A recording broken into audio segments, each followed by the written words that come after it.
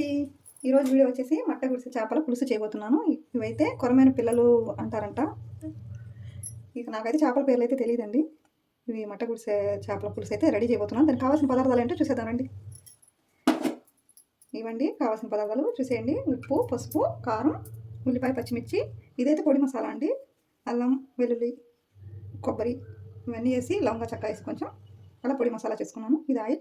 ఇదైతే బిర్యానీ ఆకు 2 లవంగాలు అనమాట. చింతపండు పులుసు. ఇప్పుడైతే తయారు విధానం వెళ్ళిపోదాం. వచ్చేసి స్టవ్ అయితే వేస్తున్నామండి. కడిగి వేస్తున్నాము. ఇందులో వచ్చేసి ముందుగా ఆయిల్ పోసుకున్నాం. ఇప్పుడైతే ఆయిల్ పోసేస్తున్నామండి.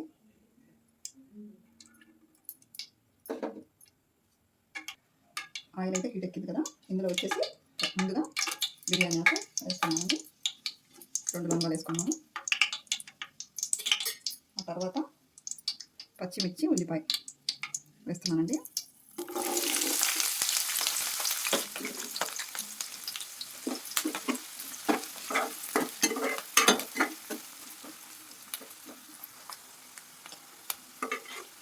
ఇవైతే కొంచెం బాగా ఫ్రై అయ్యాక మసాలా వేసుకోవాలండి.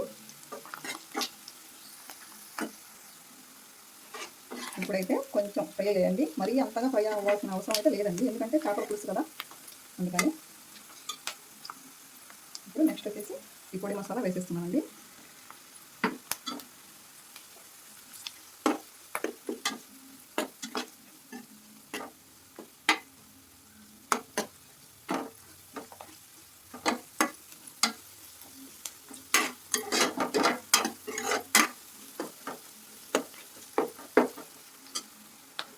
ఇప్పుడు పసుపు,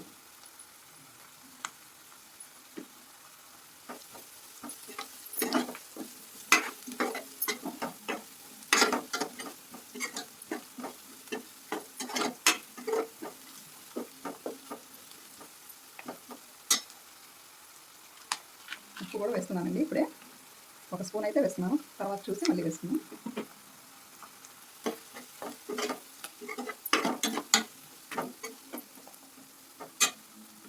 నెక్స్ట్ వచ్చేసి కారం సరిపడా తీసుకున్నానండి నేను. 2 స్పూన్ కారం.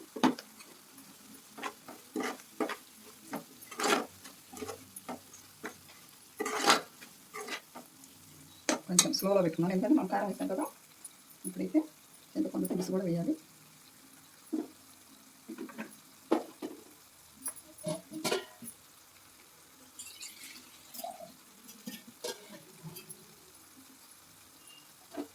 మరి అంత గుజ్జుగా ఉంది కదా, చింతపండు పులుసు కొంచెం వాటర్ వేసుకొని ఇప్పుడైతే పులుసు కూడా పోసేస్తానండి.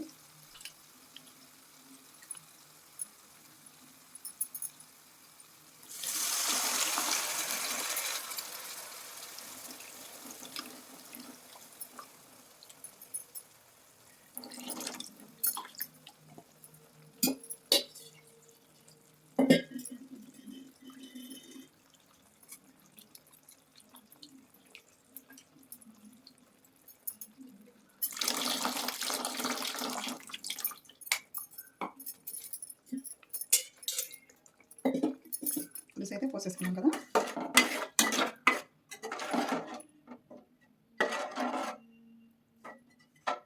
ఇప్పుడు కావాలంటే ఇంకొంచెం వాటర్ కూడా యాడ్ చేసుకోవచ్చు.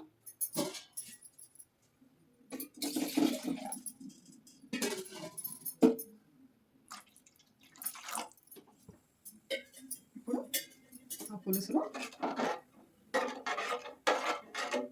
చేపలు అయితే వేసేస్తున్నానండి.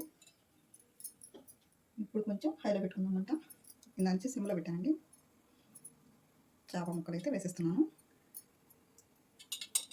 చూడండి, ఇలా నీట్గా కడిగి పెట్టుకొని.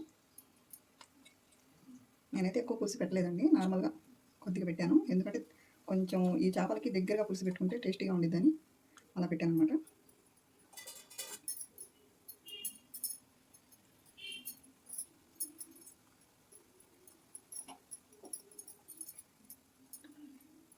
ఇప్పుడైతే ఇలా పట్టుకొని ఇలా తిప్పుకొని ఒక్కసారి మూత పెట్టేద్దామండి. చూసారా ఎంత కలర్ఫుల్గా ఉందో.